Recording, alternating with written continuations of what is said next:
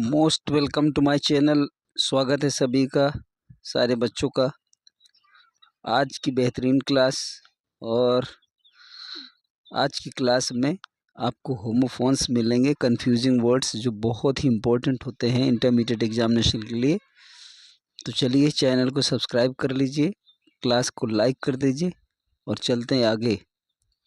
और अगर इच्छा हो और समझें कि ये बेहतरीन आपका जो कंटेंट मिल रहा है, इसको आप चाहें तो फिर नोट्स भी बना सकते हैं। तो देखिए, पहला नंबर है, यहाँ पर दिया है हार्ड वर्कर, हार्ड वर्किंग और वर्क हार्ड और हार्ड वर्क। हार्ड वर्कर और हार्ड वर्किंग में ज़्यादा बच्चे कंफ्यूज होते हैं। तो सबसे पहले मैं बता देता हूँ कि ये आपका जो लिखा हुआ है ये नाउन है, ठीक, और ये लिखा हुआ है ये एडजेक्टिव है। अब इसमें क्या है, method of one section. Hard worker person के लिए कहा जाता है, तो ये नाउन होता है, ये एडजेक्टिव होता है। हार्ड वर्कर के साथ मैन लगाना ठीक नहीं होता। ये किसी व्यक्ति के एक्शन को दर्शाता है कि वो मेहनत करने वाला है और बड़ा ही उसमें जो सिचुएशन है उसके एक्शन की है, उसकी स्टाइल है, उसका ढंग है। और ये हार्ड वर्किंग है, ये उसकी क्वालिटी है। तो ये एक्शन को दर्शाता है, लेकिन ये क्वालिटी ऑफ वन सेक्शन होता है, ये मेथड ऑफ वन सेक्शन होता है। हार्ड वर्किंग के साथ आप मैन लगाते हो, he is a hard working man, ये कह सकते हैं, लेकिन इसमें कह सकते हैं he is a hard worker. तो इसमें मैन का सेंस जो पहले नंबर पर लिखा है, मैन का सेंस ऑलरेडी होता है, इसमें आपको मैन लगाना पड़ता है। इसमें क्या है, वर्क हार्ड, ये वर्ब है आपकी, डूइंग हार्ड वर्क होता है, और ये हार्ड वर्क है, एक्शन ऑफ हार्ड वर्क होता है। तो इसको ज़रा ध्यान दें, काफ़ी कंफ्यूजिंग है, इसलिए ध्यान देना बहुत ज़रूरी है। नेक्स्ट क्या है, एब्सटेन दिया हुआ है, रिफ्रेन दिया हुआ है, प्रिवेंट दिया हुआ है, प्रोहिबिट दिया हुआ है और अवॉइड दिया हुआ है। एब्सटेन का मतलब होता है कीप फ्रॉम थिंग्स, अर्थात ऐसी चीज़ें जो आपके लिए हार्मफुल हैं उनको आप उनसे दूर रहना, परहेज करना है। ईटिंग ड्रिंकिंग वगैरह होता है इसमें। और रिफ्रेन का मतलब होता है कीप फ्रॉम बैड हैबिट्स, अपने आप को बुरी या गंदी आदतों से दूर रखना है। यहाँ पर टेलिंग लाइज, अब्यूजिंग अदर्स, ये जो भी कुछ है, कमेंटिंग ऑन अदर्स, तो ये रिफ्रेन है। तो बैड हैबिट्स रिफ्रेन है, और जो मटेरियल्स हैं जिन्हें खाने से शरीर को नुकसान हो सकता है, वो एब्सटेन है। प्रिवेंट होता है keep from doing anything unnecessary, मतलब कोई भी अनावश्यक काम करने से अपने आप को रोकना है, वहाँ जाने से रोकना है जहाँ आपको नुकसान हो सकता है। अनावश्यक है जाना वहाँ आपका, इसलिए वहाँ पर प्रिवेंट लगेगा। प्रोहिबिट में क्या होता है, keep from doing anything illegal और अनऑफिशियल, जो गैर कानूनी हो या आधिकारिक तौर पर सही नहीं है, उससे मना करने के लिए प्रोहिबिट का प्रयोग किया जाता है। ऑफिशियली कहीं पर बैठना मना हो, थूकना मना हो, या गाड़ी पार्क करना मना हो, कुछ भी हो, स्मोकिंग मना हो उस जगह पर, या फिर हॉर्न बजाना मना हो, ऐसी जगहों पर वो लीगल और ऑफिशियल होता है, तो ये प्रोहिबिट होता है। अवॉइड क्या होता है, कीप फ्रॉम पार्टिकुलर एक्शन और बिहेवियर, किसी भी चीज़ को जो मतलब ख़ास तौर पर कोई एक्शन के लिए मना करे। अवॉइड स्मोकिंग भी लोग कह देते हैं, तो वो एक्शन आपको रोकना है। कोई बिहेवियर है आपका, उससे बचना है आपको।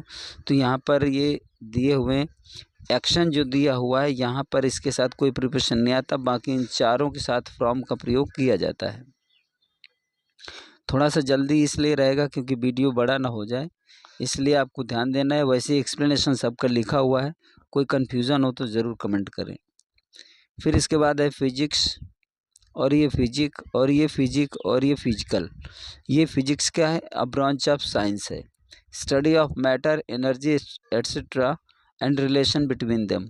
इसमें क्या होता है, ये विज्ञान की एक शाखा है जिसमें पदार्थ या फिर ऊर्जा आदि का अध्ययन किया जाता है, साथ में उनके बीच संबंध भी उसका स्टडी किया जाता है। फिजिक का मतलब मेडिसिन, दवा से संबंधित होता है या फिर चिकित्सा के लिए यूज़ किया जाता है फिजिक। इसी से बनता है फिजिशियन, जो कि डॉक्टर होता है। तो फिजिक होता है मेडिसिन डिपार्टमेंट से संबंधित है। फिजिक का मतलब बिल्कुल अलग है, स्ट्रक्चर ऑफ बॉडी होता है, फिगर होता है किसी का, जैसे his physique is very attractive.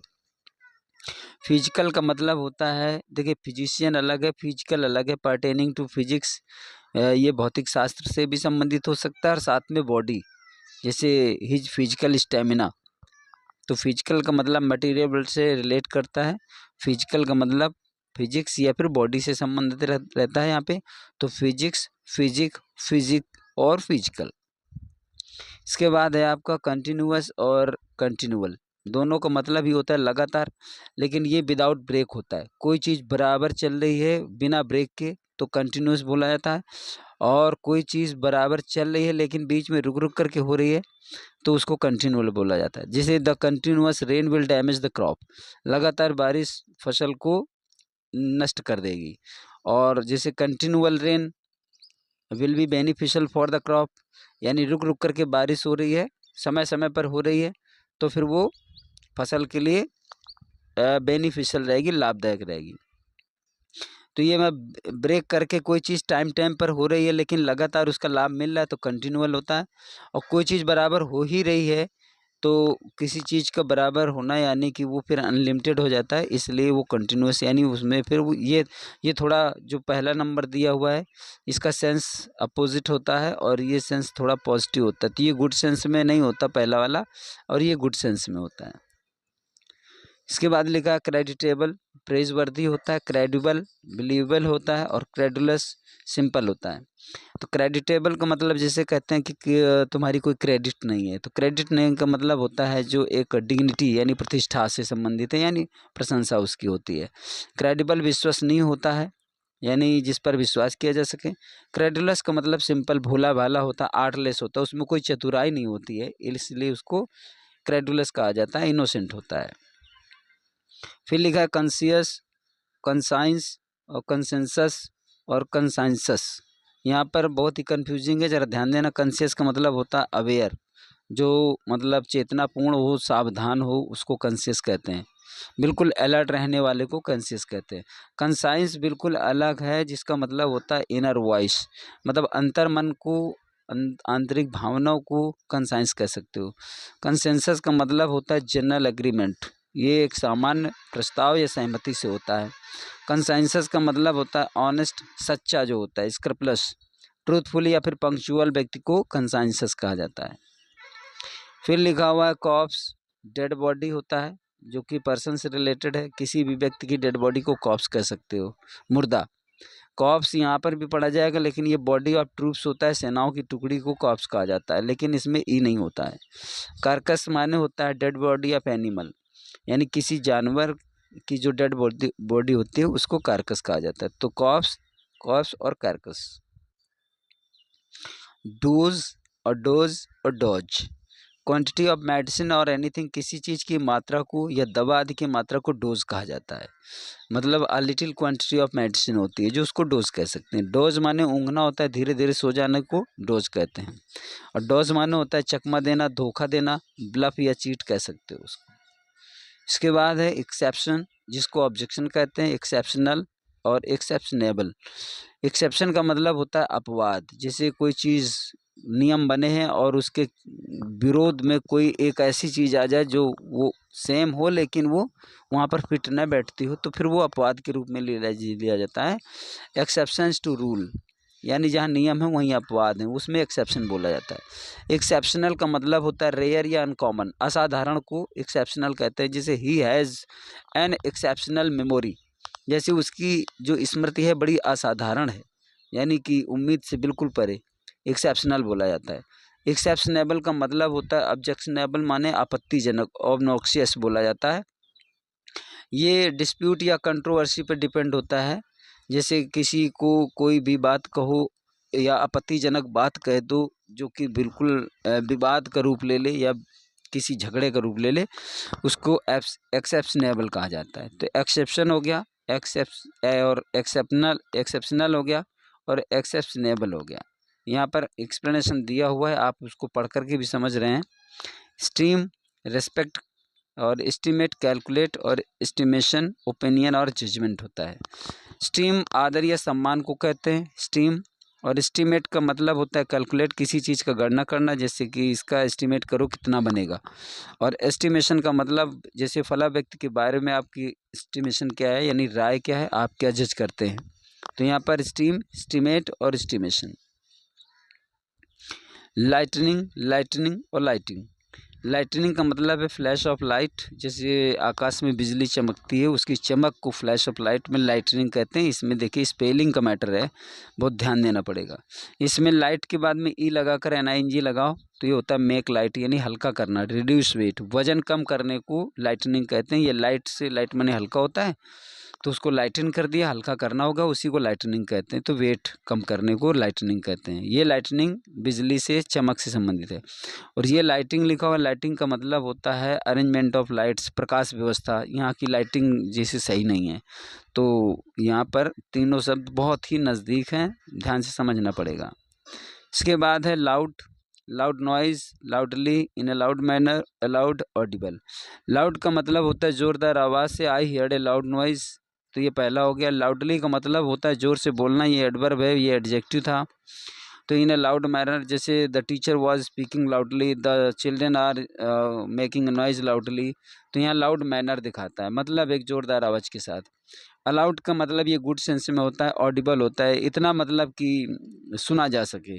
तो मतलब ये बहुत तेज़ नहीं होता, लेकिन ये इतना होता है कि सफिशिएंट टू हियर, या सफिशिएंट फॉर लिसनिंग, सुनने के लिए बिल्कुल पर्याप्त हो, उसको अलाउड बोला जा सकता है। तो ये जो होता है आपका डिज़ायरेबल कंडीशन में होता है अलाउड। तो लाउड हो गया, लाउडली हो गया और अलाउड हो गया। इसके बाद आपका है मोरल, मोरल, अमोरल और इमोरल। मोरल मतलब सेल्फ कॉन्फिडेंस, जिसको हम आत्मबल कहते हैं, मनोबल कहते हैं, उसको मोरल कहते हैं। ये मोरल है अकॉर्डिंग टू मोरालिटी, अर्थात नैतिकता से जो संबंधित है, नैतिकता के अनुसार जो कोई चीज़ होती है तो वो नैतिक कहा जाता है। अमोरल उसका अपोजिट है, लैक ऑफ मोरालिटी, यानी ये पर्सन के लिए होता है। और इमोरल यहाँ पर है नॉट अकॉर्डिंग टू मोरालिटी, यानी फॉर एक्शन, ये एक्शन के लिए होता है। ये पर्सन यानी ये व्यक्ति का गुण बताता है, ये उसके काम का गुण बताता है।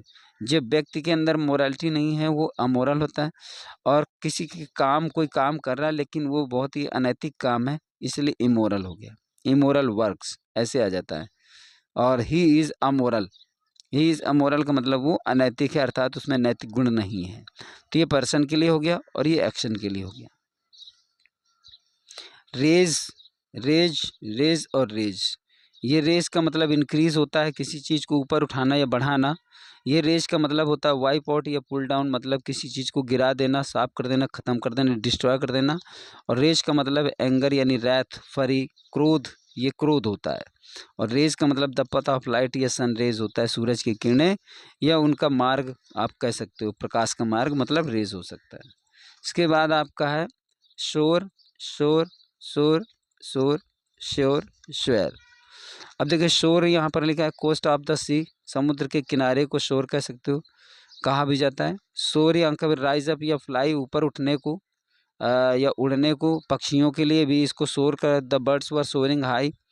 और जैसे द मतलब कहा जाता है कि the price of essential commodities are soaring high, मतलब आवश्यक वस्तुओं की कीमत बढ़ रही है, तो यहाँ पर शोर का प्रयोग किया जाता है। और शोर का मतलब खट्टा से होता है तीखा, बिटर लिख दिया है तो इसका मतलब है कि उसका समझना है। शोर माने तीखा या खट्टा होता है, तो तीखा शब्द लिखा है। और शोर माने होता है पीड़ा या दुख, घाव, कष्ट से भी संबंधित है, SORE। और ये श्योर है, माने सर्टेन को श्योर कहा जाता है। स्वेर, ये इसको पढ़ा जाता है, स्वेर का मतलब होता है कसम खाना, टेक ए वॉव माने शपथ लेना। तो ये इसलिए कि एक साथ ले लिए कि लगभग बोलने में एक ही जैसे लगते हैं, इसलिए आपको एक साथ दिया। इसके बाद है आर्टफुल, क्लेवर, प्लेइंग ट्रिक्स, जो चालबाजियाँ करता है, जिसको कहते हैं कलाकार। कलाकार का मतलब नटखट टाइप का, तो क्लेवर हो गया और प्लेइंग ट्रिक्स आर्टफुल हो गया। आर्टिस्टिक का मतलब है पर्टेनिंग टू आर्ट, कलात्मक कहा जाता है इसको, डेकोरेटिंग सेंस रहता है इसका, सजावटी, बहुत सुंदर दिखने वाला।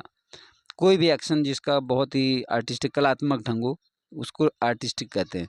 आर्टिस्ट यहाँ पर फाइन आर्ट्स, ललित कलाओं संबंधी से इसके अंतर्गत आते हैं, जैसे पोएट्स हैं, पेंटर्स हैं और म्यूजिशियंस हैं, तो वो आर्टिस्ट होते हैं। कलाकार वो भी होते हैं। आर्टिस्ट ये भी कलाकार होते हैं जिसके अंत में ई है, ये परफॉर्मेंस करते हैं उसके लिए, जैसे मंच पर आकर के, जैसे एक्टर है, सेलिब्रिटीज़ है, सिंगर्स है या डांसर हैं, तो इसके लिए आपका आर्टिस्ट ई लग जाएगा उसमें। आर्टिशन ये भी कलाकार होता है, लेकिन ये कारीगर होता है, हैंडीक्राफ्ट्स होता है, हाथ से किसी चीज़ को डिज़ाइन देता है, चाहे वो स्वर्णकार हो या ब्लैक स्मिथ, लोहार हो, कारपेंटर वगैरह, तो ये सब उसमें आ जाते हैं। और घर बनाने वाले राजगीर वगैरह, उनको भी कारीगर कहा जाता है। तो ये आर्टिशन बिल्कुल अलग है, ये आर्टिस्ट है, ये आर्टिस्ट है, और ये आर्टिस्टिक है, और ये आर्टफुल है। Caste, cast, cost, coast. Class of society, किसी भी वर्ग जो समाज में होता है उसको कास्ट कहते हैं, जाति से संबंधित है। ये कास्ट माने फेंकना होता है, जिसको थ्रो कह सकते हो।